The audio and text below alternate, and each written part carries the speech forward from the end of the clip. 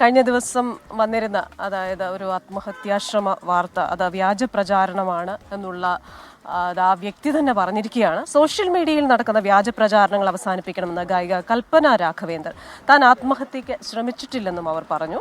ഉറങ്ങാനായി അമിതമായി ഗുളിക കഴിച്ചതാണെന്നും ഭർത്താവുമായി ഒരു പ്രശ്നവുമില്ലെന്നും കൽപ്പന പറഞ്ഞു. വ്യാജ വാർത്ത നൽകിയവർക്കെതിരെ കേരളത്തിലെത്തി പരാതി നൽകുമെന്നും ഗായിക കൂട്ടിച്ചേർത്തു. ദിവസങ്ങൾക്ക് മുൻപാണ് കുടുംബ വഴക്കിനെ തുടർന്ന് ഗായിക കൽപ്പന രാഘവേന്ദർ ആത്മഹത്യയ്ക്ക് ശ്രമിച്ചതായി വാർത്ത പരന്നത്. ഹൈദരാബാദിലെ വീട് പൂട്ടിക്കിടക്കുന്നത് കണ്ട സുരക്ഷാ ജീവനക്കാരൻ പോലീസിനെ വിവരമറിയിച്ചെന്നും അന്വേഷണത്തിൽ നടിയെ വീട്ടിൽ അബോധാവസ്ഥയിൽ കണ്ടെത്തിയെന്നുമായിരുന്നു വിവരം.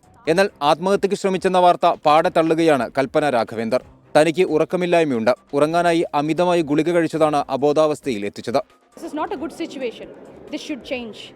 There should be some full stop that should come to make this happen, and I am working on it as a woman.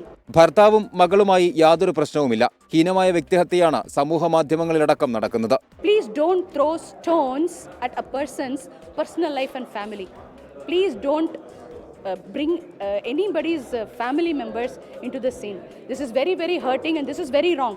തെറ്റായ വാർത്ത പ്രചരിപ്പിച്ചവർക്കെതിരെ കേരളത്തിലടക്കം പരാതി നൽകാനാണ് കൽപ്പനയുടെ നീക്കം. 24 ചെന്നൈ.